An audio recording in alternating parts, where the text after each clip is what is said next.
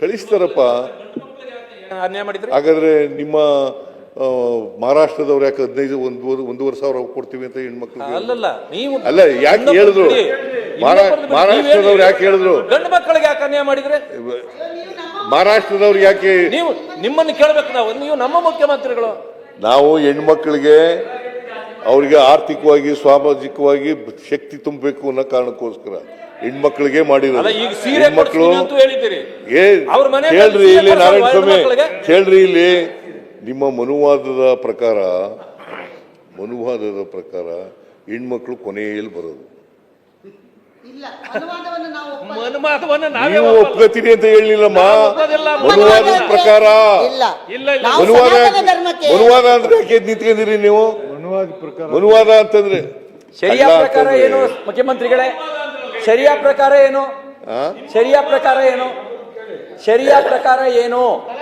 Sharia ಪ್ರಕಾರ ಹೆಣ್ಮಕ್ಳು ಸ್ವತಂತ್ರವಾಗಿ ಎಲ್ಲಿ ಬೇಕಾದ್ರೂ ಆಡಳಿತ ನಡೆಸಬಹುದು. ಹೌದು, ಹಂಗ ಬರ್ದಿದ್ಯಾ? ಬರ್ದಿದ್ಯಾ? ಆಮೇಲೆ ಮಾತಾಡಿದ್ರೆ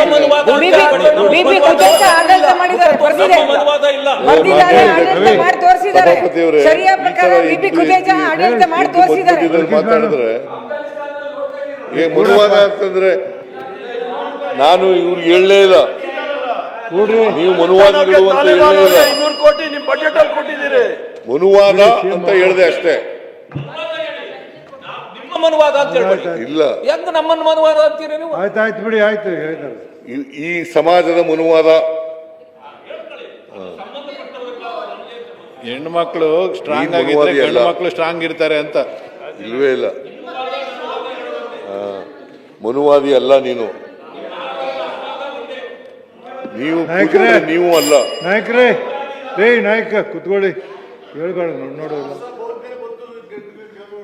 ಆಯ್ತು ಕೊಡಪ್ಪ.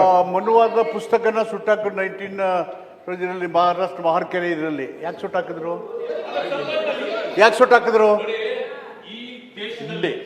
ಬಾಬಾ ಸಾಹೇಬ್ ಅಂಬೇಡ್ಕರ್ ರವರು ಸಂವಿಧಾನವನ್ನ ರಚನೆ ಮಾಡಿಕೊಟ್ಟು ಆವತ್ತಿಗೆ ಎಲ್ಲ ವಾದಗಳು ಸತ್ತು ಹೋಗಿವೆ. ಇದೊಂದೇ ವಾದ ಇವತ್ತು ಉಳಿದಿರೋದು. ಹೌದು, ನೀವು ಹಿಂಗೆ ಹೇಳ್ತೀರಲ್ಲ. ಹೌದು, ಸತ್ತೋಯ್ತದು. ಸಾಮಾಜಿಕ ದಲಿತರ ಮಾತಾಡೋದು ಎಲ್ಲಿ ಸತ್ತೋಗಿದೆ? ಮನುವಾದ ಎಲ್ಲಿ ಸತ್ತೋಗಿದೆ? ನೀವು ಪದೇ ಮನುವಾದ ನೀವು ಜ್ಞಾಪಕ ಮಾಡ್ಕೊಳ್ತೀವಿ. ಮನು ನಿಮ್ಮ ಮನಸ್ಸುಗಳಲ್ಲಿ ಉಳಿದಿದ್ದಾರೆ. ವಿರೋಧ ಪಕ್ಷದ ನಾಯಕರು ಮನು ಇಲ್ಲ, ನಿಮ್ಮ ಮನಸ್ಸುಗಳಲ್ಲಿ ಅದೇ ಸಂತೋಷ. ನಾವೇನ್ ಮಾಡ್ಲಿ? ವಿರೋಧ ಪಕ್ಷದ ನಾಯಕರು ಸತ್ತೋಗಿದೆ ಅಂತ ಹೇಳೋ ಧೈರ್ಯ ಮಾಡಿದ್ರಲ್ಲ, ಅದಕ್ಕೆ ಸಂತೋಷ. ಈಗ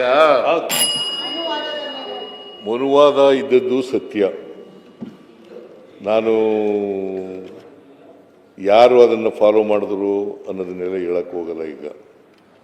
ಯಾಕಂತಂದರೆ ಗಲಾಟೆ ಆಗುತ್ತೆ, ಅದು ಬೇಡ ಅಂತ ಹೇಳಕ್ಕೆ ಹೋಗಲ್ಲ ನಾನು. ಮನುವಾದ ಅಂತ ಅಷ್ಟೇ ಹೇಳೋದು ನಾನು. ಮನುವಾದದ ಪ್ರಕಾರ ಮಹಿಳೆಯರಿಗೆ ಆರ್ಥಿಕ ಶಕ್ತಿ ಇರಬಾರ್ದು, ಸಾಮಾಜಿಕ ಶಕ್ತಿ ಇರಬಾರ್ದು, ಅವರಿಗೆ ಶಿಕ್ಷಣ ಇರಬಾರ್ದು, ಅವರು ರಾಜಕೀಯಕ್ಕೆ ಬರಬಾರ್ದು, ಆಸ್ತಿನಲ್ಲಿ ಪಾಲಿರಬಾರ್ದು,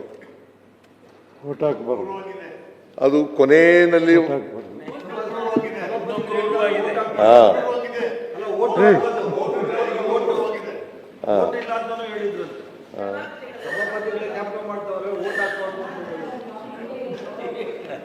ಅದರಿಂದ ಬಹುಶಃ ನಮ್ಮ ಭಾರತಿ ಶೆಟ್ಟಿ ಅವರಲ್ಲ, ಅವ್ರಿಗೆ ಖುಷಿಯಾಗಿದೆ ಅನ್ನೋ ಕಾಣಿಸುತ್ತೆ. ಯಾಕಂತಂದ್ರೆ ನೀವು ಶಕ್ತಿ ಯೋಜನೆ ಕೊಟ್ಟಿದ್ದೀವಲ್ಲ, ಮೋದಿಜಿಯವರು 33% ರಿಸರ್ವೇಶನ್ ತರ್ಲಿಕ್ಕೆ ಕೊಟ್ಟಿದ್ದಾರೆ ನಮ್ಮೆಲ್ಲ. ನಿಜ ಹೇಳ್ತೇನೆ,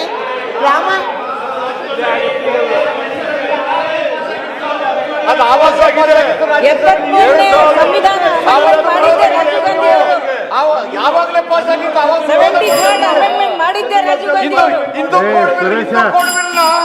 ವಿರೋಧ ಮಾಡಿದವರು ಯಾರು? ಬಾಬಾ ಸಾಹೇಬ್ ಅಂಬೇಡ್ಕರ್. ಯಾಕೆ ಹಿಂದೂ ಕೋಡ್ ಮೇಲೆ ರಾಜೀನಾಮೆ ಕೊಟ್ಟರಲ್ಲ? ಒಂದೇ ನಿಮಿಷ, ನಾನೇನು ಚರ್ಚೆಗೆ ಹೋಗ್ತಾ ಇಲ್ಲ. ಮಹಿಳಾ ಮೀಸಲಾತಿಯ ಬಗ್ಗೆ ಹೇಳಿದರು. ಮಹಿಳಾ ಮೀಸಲಾತಿಗೆ ಬಹಳ ದೊಡ್ಡ ಸಂಖ್ಯೆಯಲ್ಲಿ ಕರ್ಕೊಂಡೋಗಿ ಹೋರಾಟ ಮಾಡಿದ್ದೇನೆ ನಾನು. ಮತ್ತು ಎಲ್ಲ ಸರ್ಕಾರದ ಪಾಲಿದೆ ಅದರಲ್ಲಿ, ಎಲ್ಲರೂ ಕೂಡ ಮನ್ನಣೆ ಮಾಡಿದೆ. ಆದರೆ ಕನಸು ಎಲ್ಲರೂ ಕಂಡ್ರು, ನನಸನ್ನು ನರೇಂದ್ರ ಮೋದಿಯವರು ಮಾಡಿದ್ದಾರೆ, ಹೆಮ್ಮೆ ಇದೆ. ನಾನು ನಾನು ನಮ್ಮ ಮುಖ್ಯಮಂತ್ರಿಗಳು ಕೊಟ್ಟಂತ ಗ್ಯಾರಂಟಿ ಯೋಜನೆಗಳು ಫಸ್ಟ್ ಟೈಮ್ ಕೊಟ್ಟಾಗ ಫಸ್ಟ್ ವರ್ಷ ನಾನೇ ಫಸ್ಟ್ ಹೊಗಳಿದವಳು ನಾನು ಎದ್ದು ನಿಂತು ನಾನು ಹೇಳಿದೆ ಬಜೆಟಲ್ಲಿ ಏನು ಕೊಡೋದಿದ್ರೆ ನಮ್ಮ ಮುಖ್ಯಮಂತ್ರಿಗಳು ಹೆಣ್ಮಕ್ಕಳಿಗೆ ಇದನ್ನು ಗ್ಯಾರಂಟಿಗಳನ್ನು ಕೊಟ್ಟರು ಅಂತ. 1ನೇ ವರ್ಷ ಖುಷಿ ಆಯಿತು, 2ನೇ ವರ್ಷ ಬಸ್ಸಿನಲ್ಲಿ ಹೋಗುವವರ ಸಂಖ್ಯೆ ಕಡಿಮೆ ಆಯಿತು. ಆಮೇಲೆ ನೋಡ್ತಾ ನೋಡ್ತಾ ನನಗೆ ಈ ಟ್ಯಾಕ್ಸ್ಗಳು ಬರುತ್ತಾ ನೋಡ್ತಾ ಸಣ್ಣ ಇರುವಾಗ ನಮಗೆ ತಾಯಿ 20 ಪೈಸೆ ಮತ್ತು 4 ಆಣೆ ತೋರಿಸ್ತಾ ಇದ್ರು.